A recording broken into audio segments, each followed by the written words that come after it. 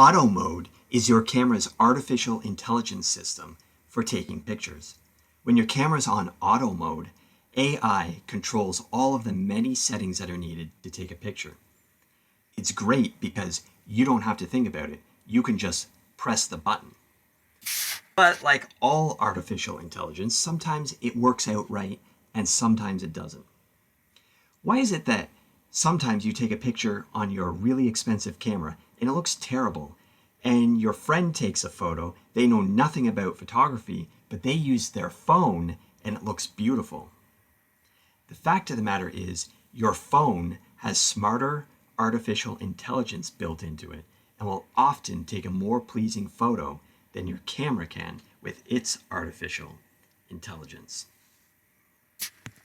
Honestly, it's like your smartphone went to university for photography and learned all about taking the best picture possible, while your expensive camera took a couple online courses that it didn't really even understand.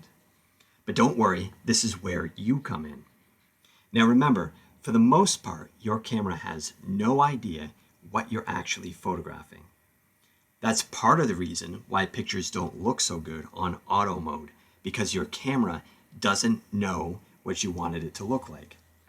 That's one of the unfair advantages that a smartphone has. It does know what you're taking a picture of. It recognizes human beings, scenery, food. It even recognizes good and bad lighting. Now you can help your camera a little bit by telling it what you're photographing.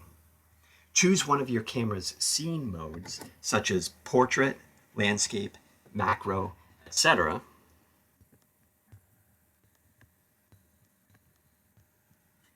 This way your camera knows what you're photographing and it will choose the settings that you would choose if you knew what you were doing. It'll favor settings that are good for portrait or landscape or small objects, etc. But even when you tell your camera what you're photographing and it chooses the settings that are normally best in that situation, more often than not, you still won't be happy with the photo. For that, you need to take control of your camera settings and do it just one setting at a time. Take control of one setting while the camera does the rest. Learn what that setting does and how it affects your photos. Then learn a second setting and then put those two together. The main thing I want you to understand is that if your camera's artificial intelligence was really good, there would be no reason to leave auto mode. But you're going to run into a lot of problems on auto mode, and learning the major camera settings will help you to solve those problems. I recommend that you follow this path. First, you learn aperture. Next, you learn ISO.